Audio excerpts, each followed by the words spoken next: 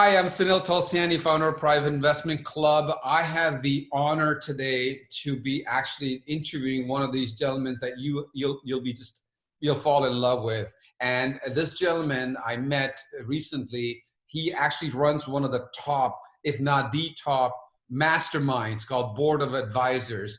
And I met him, and I instantaneously connected with this gentleman. Actually, he was going to come to Toronto, actually, at the Canadian Wealth Summit, which has been postponed, as you guys know.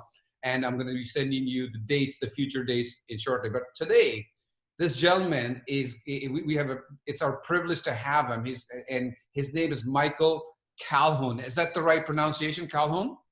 Mike Calhoun, yes, sir. Mike Calhoun. Mike, welcome to the show. I'm very happy to be here. I was actually looking forward to seeing you. It was this weekend, right? Yes, yes. Yeah, we were going to be together in Toronto.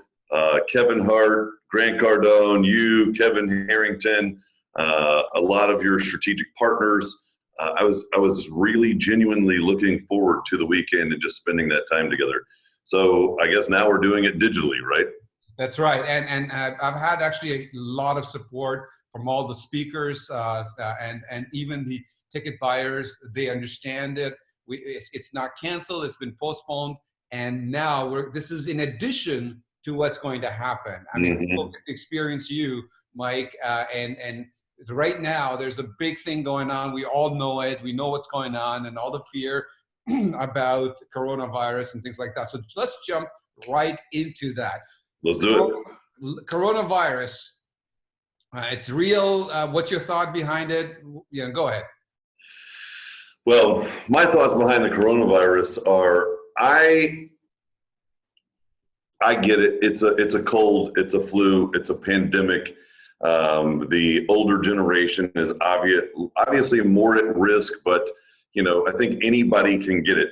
The one thing that I do not hear anyone talking about, and it's the only thing they should be talking about, is, are you getting healthier? Right?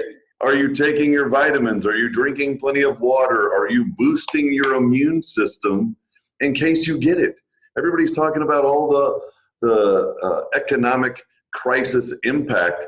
I mean, think about it. If you want to buffer the curve, we should all get a little more healthy. Would you agree?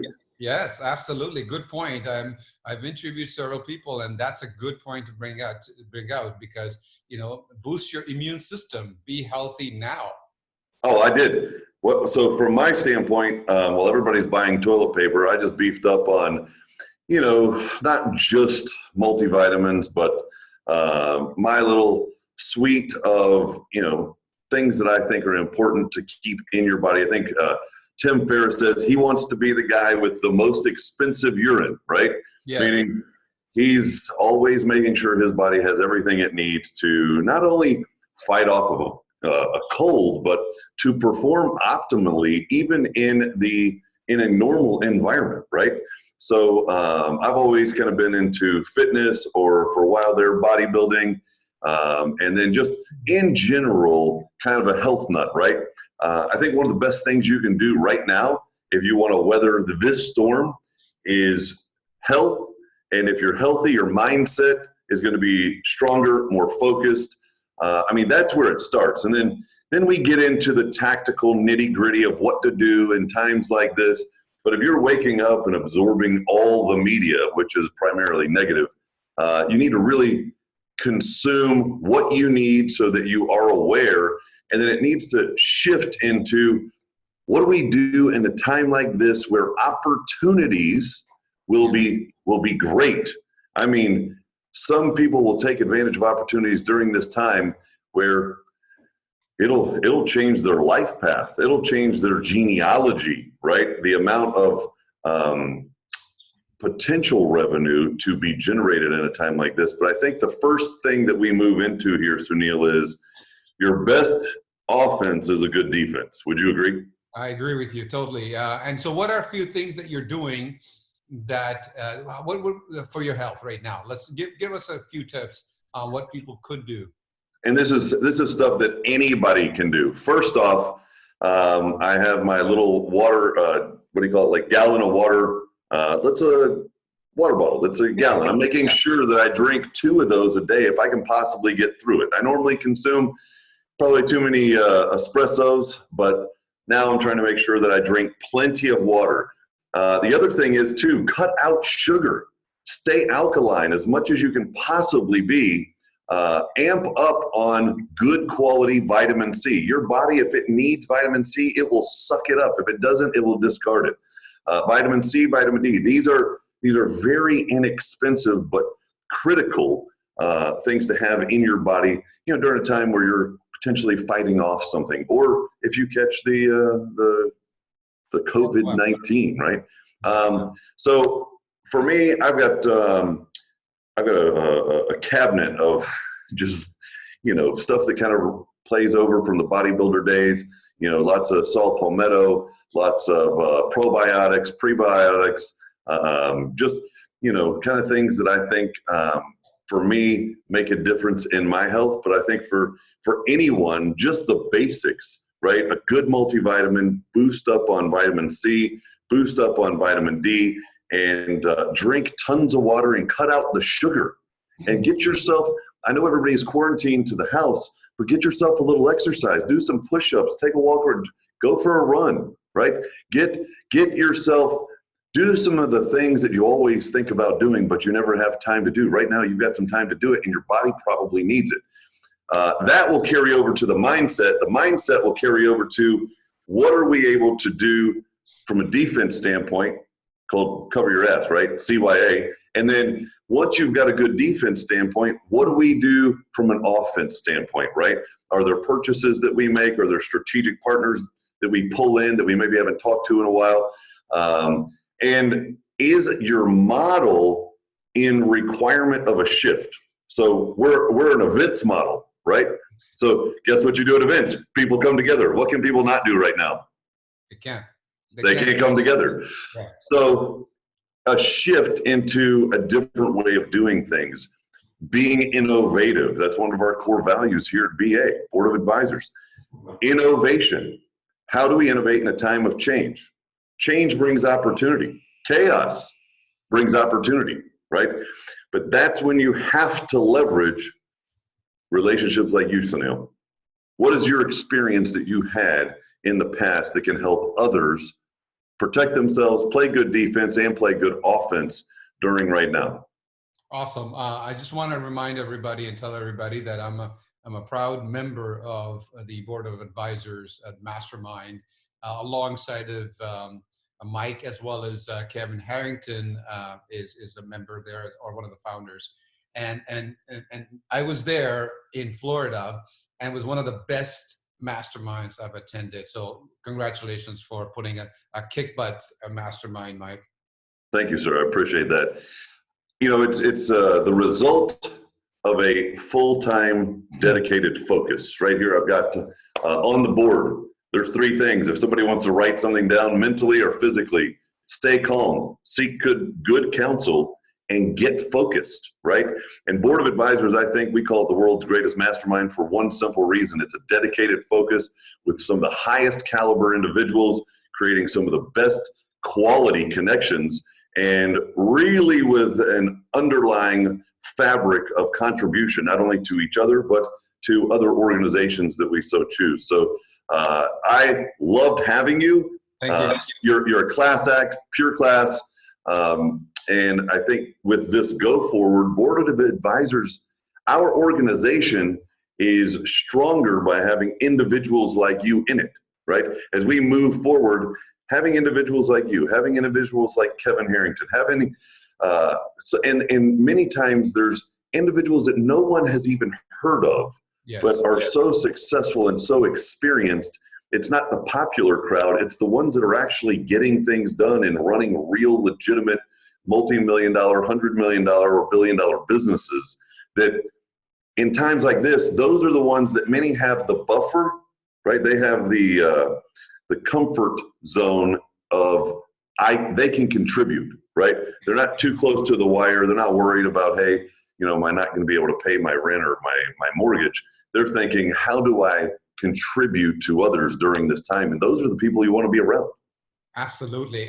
So what are you doing now? Give us some actual steps of changes that you guys are making in BA to serve the members differently because of this coronavirus. Yeah, with an organization like ours, it's interesting because exclusivity is what kind of individuals are investing in as being part of board of advisors, right? You want to be with the highest caliber individuals. You kind of want to cut through the fat and get to the individuals that are really doing things. So exclusivity has been kind of our kind of flagship claim to fame, right? Like, let me get you with individuals that you could never or would never possibly ever get with.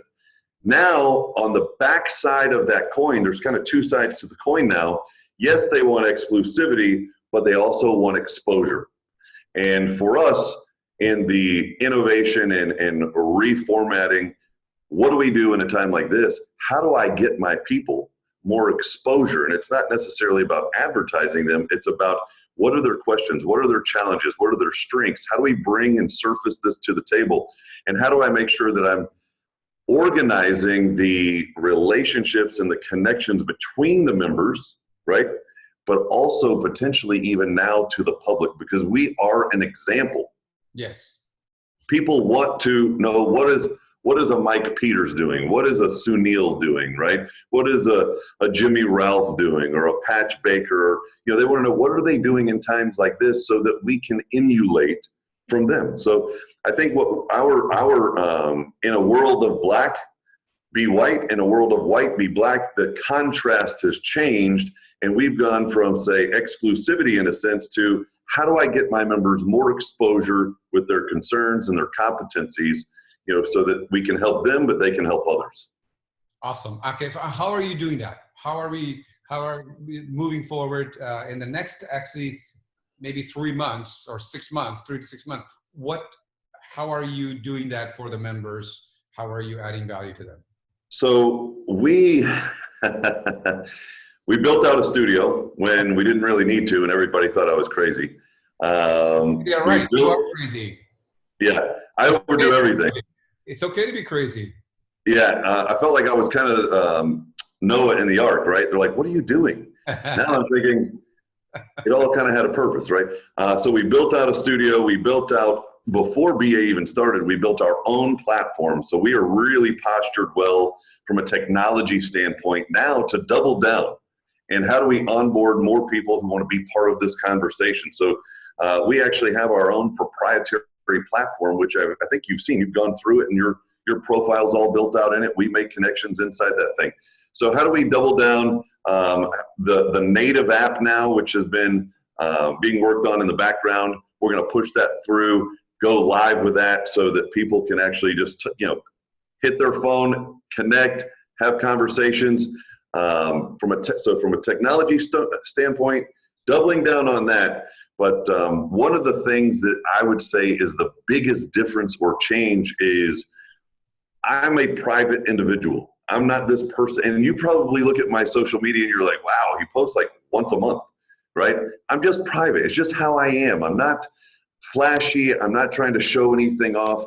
I just want to be a class act for my members and in my team and my businesses. So I'm making a shift personally in my leadership to get out in front of my members and in social media to show, hey, right now there's a lot of questions. There's a lot of concerns. How can I help not just the members, but how can I help anyone else out there that is looking and listening, right? If they have ears to hear, let them hear. Let them join the conversation. Okay, awesome. And I don't know if you want to talk about this, but I know we were supposed to meet in May in Florida. I would love to. Yes, that's a big question. So go ahead, tell us, because I want to use this as an example of somebody who has a mastermind, somebody who has a training, who's a coach, mentor, speaker. They need to change. This is a great story to hear from you, Mike. Go ahead. So, these were all V1s in planning session, but I'm going to give you information that I've given maybe 3 other people outside of our internal team. Okay. Sure. So think about this. we're an event-based company. We run 4 extremely high-level events per year. Now, quite honestly, we're a full-time organization with our platform, but these events are where it's the, you know, the epicenter where people come together, right? So this scenario with COVID-19 will obviously pass. But if I ever had an opportunity to try something different in a more scalable, powerful exposure model online, now is the perfect opportunity for me to try that out, right? Like, I've always thought, what if we did this digitally so that I could pull more people from more countries? I have people that they're traveling in from all over the world, America, Brazil, London, France, like they're making big sacrifices. I mean, even some of the guys from, ladies and gentlemen from, say, San Francisco, still the same country, days back and forth. So, you know, my mind is, how to experience that is equally, if not more powerful, as the live events. But in the grind of 90-day sprints to do these, this is like planning a major wedding every 90 days. This is a lot of work, right? I mean, there's no days off, trust me. I mean, it's Saturday and we're here, right? But the opportunity for us now to create something special that may actually become going forward. So May, everybody has already put in their books and in their calendar to be there in May. So we will be there in May, but it will be digital. Now, not only will it be digital, this studio we are in some very interesting positions to make this thing, I mean, sexy. Nice. I don't know if that's a word you can use on this podcast, but I want it to be something where people are like, oh my God, I got to jump in the mix of that. That's cool, right? So with the locals that can actually drive, because by then, you know, maybe we're eased up on the quarantine, but for the locals that can actually drive, I'm going to have them right here with me, my arm around them. Anyone that wants to actually be in the studio, we're going to bring them in for their presentations and run them through that process. Everyone else that's going to be digital, you know, if they can't travel for some reason, that is going to be where we bring them in. Obviously, we have this screen. We've got another 85-inch, you know, those digital whiteboards. And then we've got a huge dashboard that'll be right here in front of me where I can see all the members. So I've got them in front of me. Presentations here. We've got, and actually right behind me, it looks like a recording studio you might see out of LA with all the switchers and screens and audio boards and everything. So we will run this thing like we are running it at the event. It will just be digital. So I'm really looking forward to testing our capabilities and innovating that platform, because we may insert that multiple times going forward throughout the year. Think about it. Think about this. This is cool.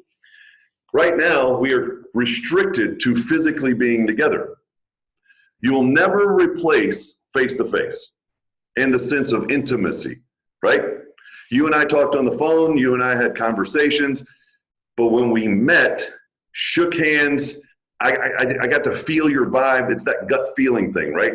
Entrepreneurs, they do a lot with their gut and their head, yes, but their gut usually doesn't lie to them. Yes. So that face-to-face aspect, I don't think you can ever eliminate it, because it's a very special element to creating the family-like bond that we create here in our organization. But on the other side of that coin, I want to make sure that I can get massive exposure for my people, put them through an experience where potentially they can bring in more and more qualified eyeballs that are contemplating, do I want to be part of something like Board of Advisors?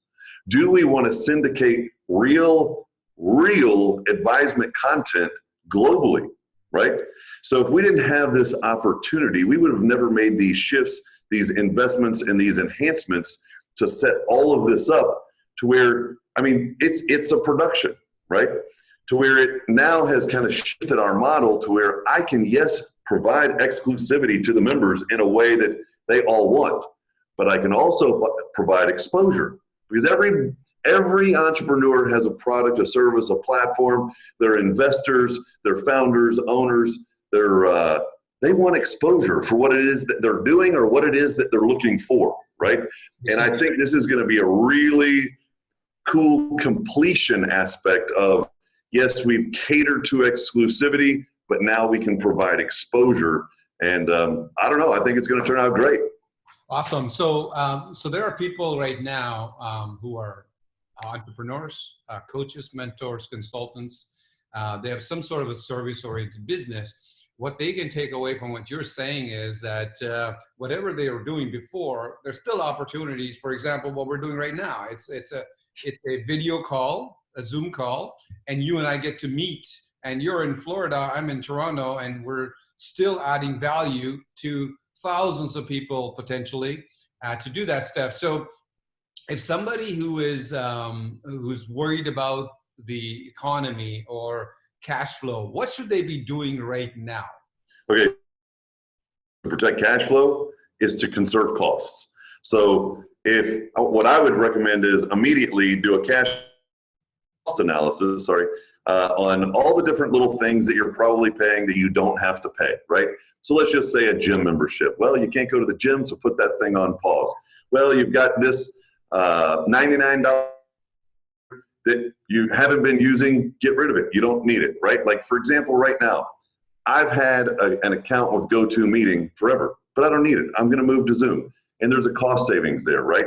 So just really analyzing all your little holes in your bucket. What are the things that are kind of chewing up costs every month that you might not necessarily have to have, not even right now just because of the freeze, but even in general? When's the last time you cleaned all that stuff up?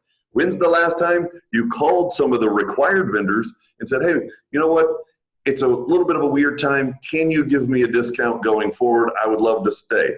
And students, I'll probably hate me for saying this, but I went to cancel an account. I wasn't using it. They gave me a discount. I mean, like I said, they probably don't like me saying that, but that's what they did. I didn't even ask for it. So I would recommend get rid of the non-essential stuff that you don't have to have, that's bleeding. Even if it adds up to a couple $100 or maybe even $1,000 a month, you're saving, right? The next thing is negotiate with some of the vendors that you already have, especially if you have long-standing accounts. Potentially, they will cut some of those costs. I would categorize things that are non-income generating. So if you drew a line in the middle, what is income generating?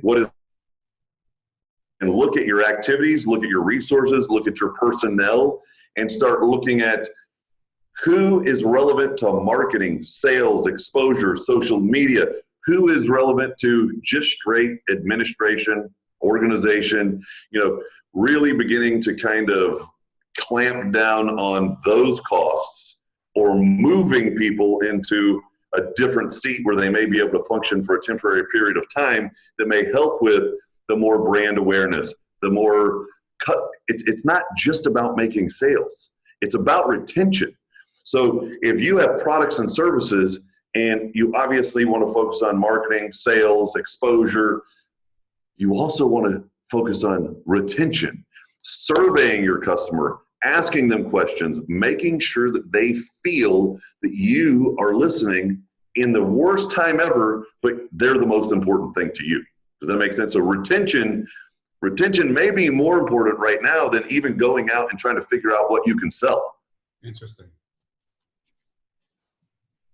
Okay, awesome.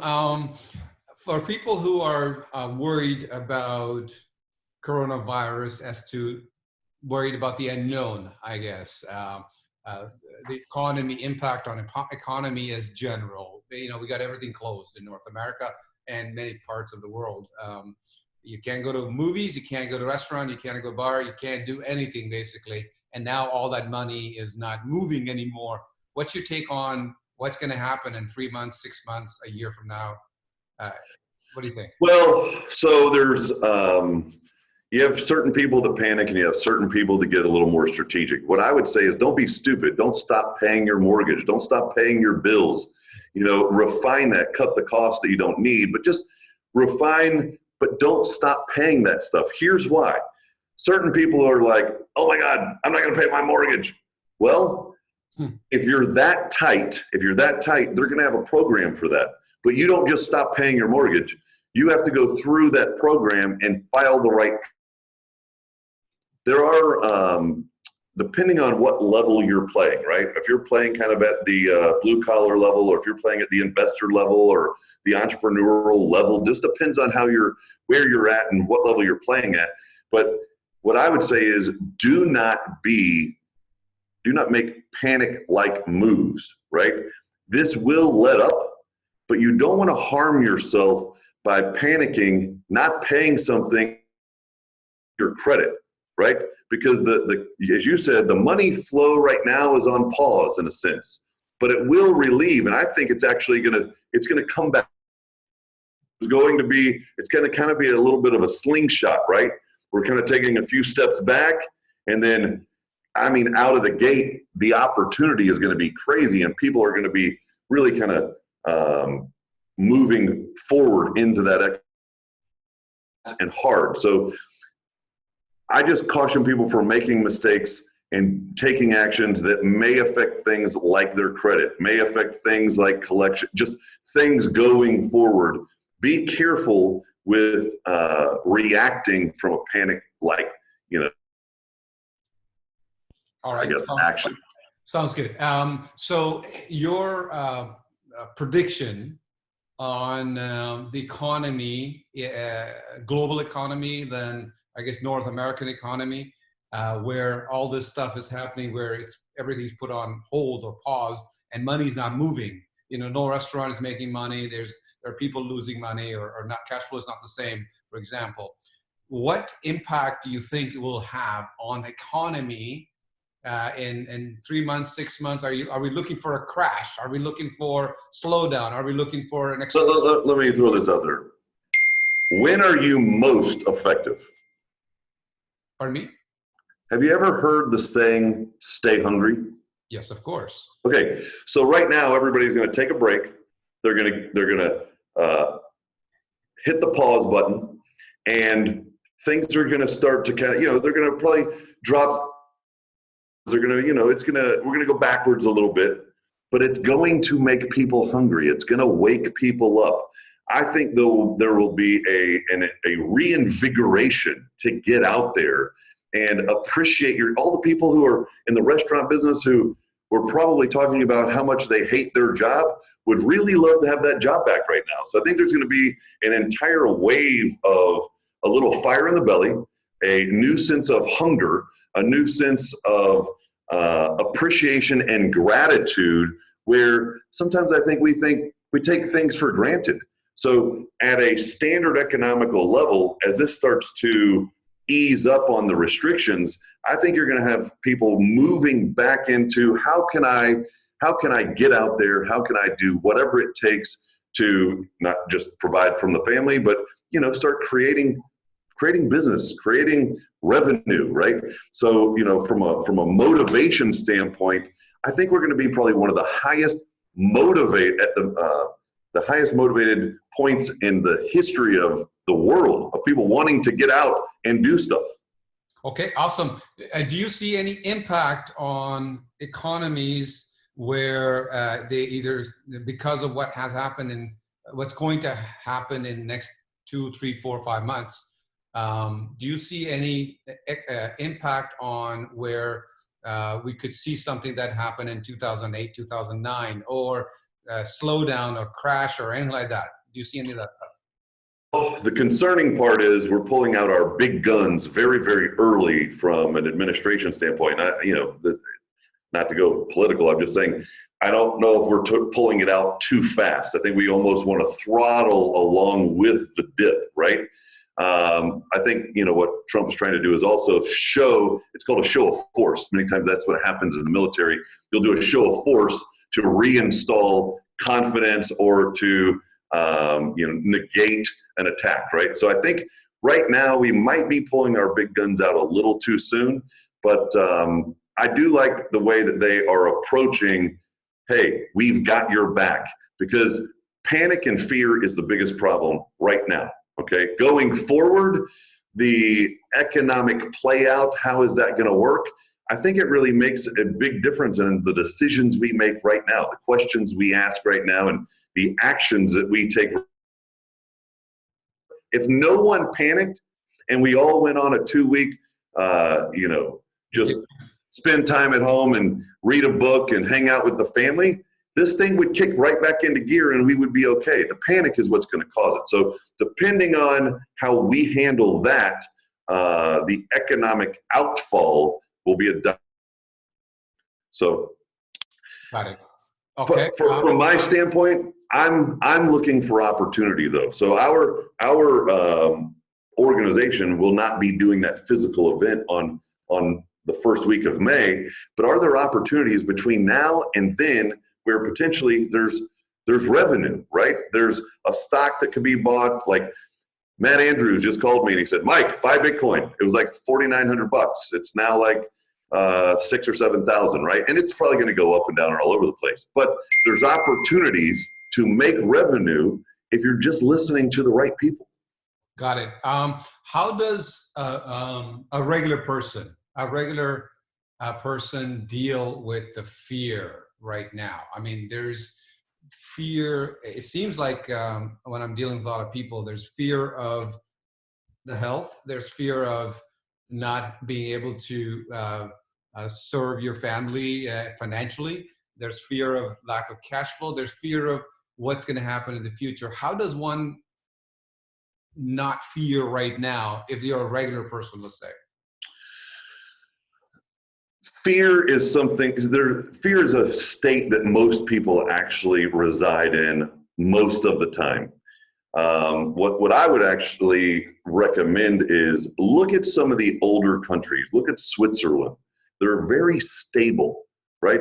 They always peel up. They're from an economic standpoint, financial standpoint, even from the fabric of the family, the moral values. I mean, you got to look at certain cultures and environments where, they're taught to cut some cash off and save for a rainy day. Guess what? It's a rainy day. Did you put anything away, right? So what I would say is there's a lesson to be learned. This is probably at some point going to repeat itself, not the COVID, but in the future, there's always going to be an opportunity for a rainy day. And if you're not putting something away, then it will get weird. It will get weird. So learn from this, and going forward in the future, always put a little bit off to the side so that you have something. Now, if you're in a position where, it's getting scary and you're starting to get afraid, I would pull close with your family, the people that care most about you. So think about this, just board of advisors in a sense. You have fear, and it's really the only thing we have to be afraid of. But I would play out I actually have it written right here on one of the big glass boards, play out the worst case scenario. Mm-hmm. So think about this. Fear is really about the unknown. Blair Witch Project, right? Nobody got to see the witch. We just imagined it was this horrible thing, right? So fear is really directly correlated to the unknown. Yes. So let's draw out, if we knew the worst case scenario, right? That was the worst witch ever. What would this worst case scenario look like?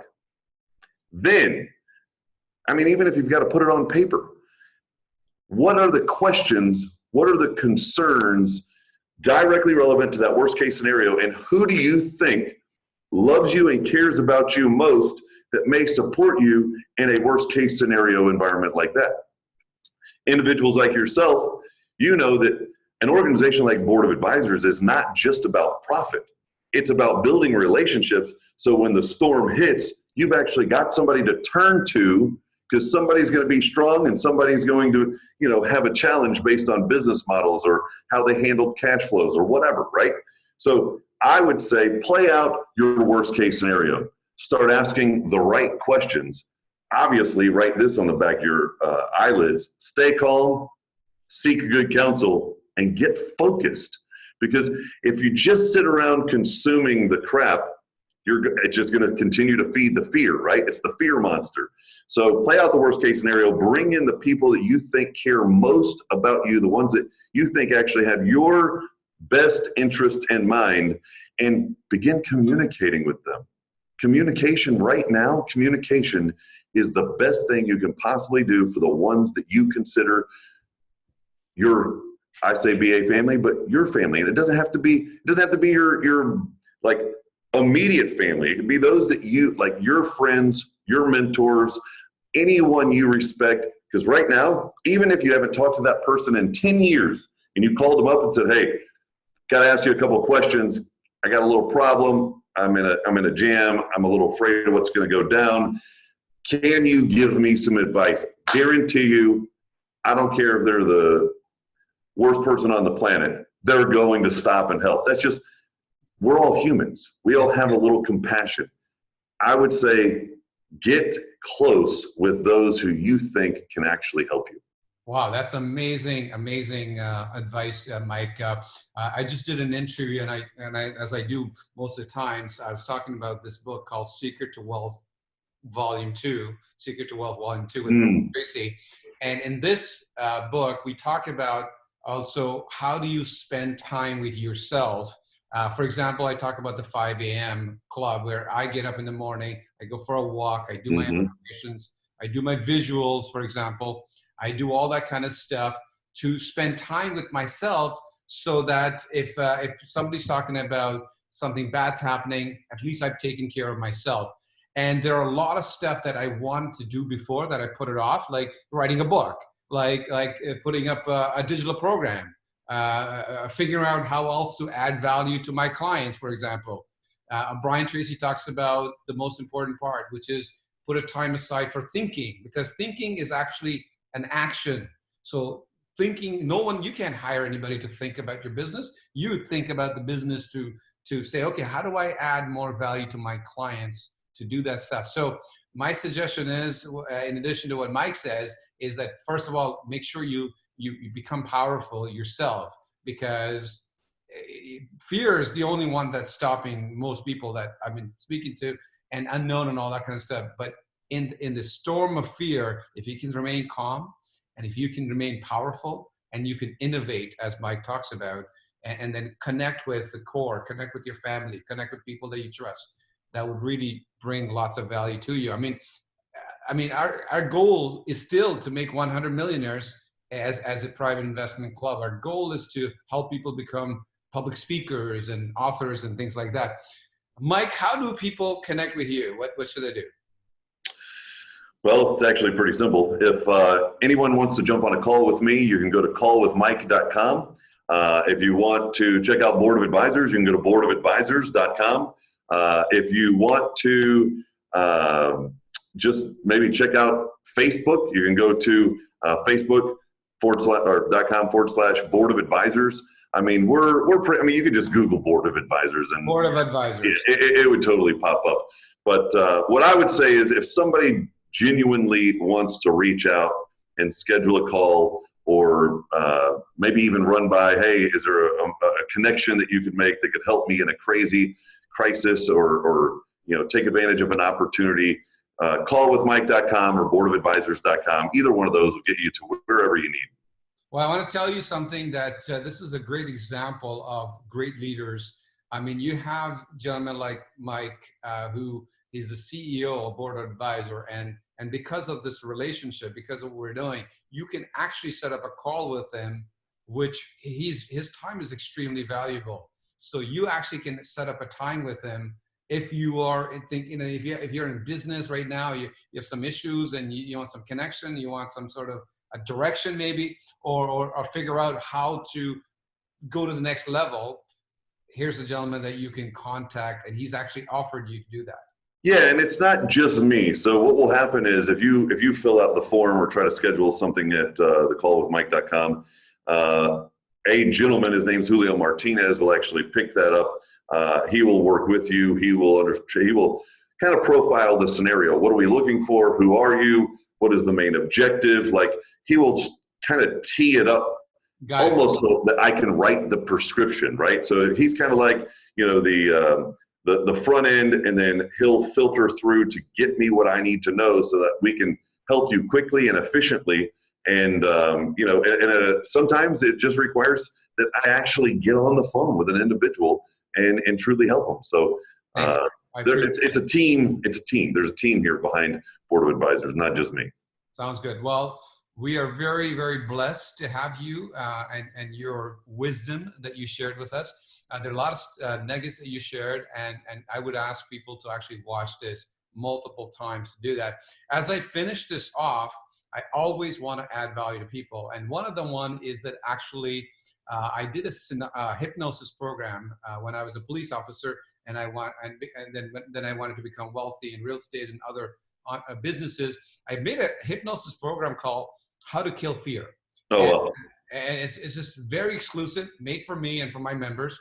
And anybody who's listening right now, I would like to gift that to you. All you have to do is send an email to info@privateinvestmentclub.com, info@privateinvestmentclub.com. It's absolutely complimentary to you. We have never done this before. We're doing it because we realize what's going on right now. And my second gift to you, which is my good friend Brian Tracy, we both have the same goal, which is to help make 100 millionaires. And there's an audiobook called Make a Million. It's an audiobook where if you want to become a millionaire or make $1 million, this is the best time to do it. And all you have to do is go to makeamillion.net, makeamillion.net, and that audiobook is also complimentary for you. Mike, amazing having you. You're awesome, and I look forward to working with you, my friend, and helping a lot of people. Pleasure. All right. I'd rather be nowhere else but hanging out with you, buddy. Thank you very much. Take good care. Yes, sir. All right.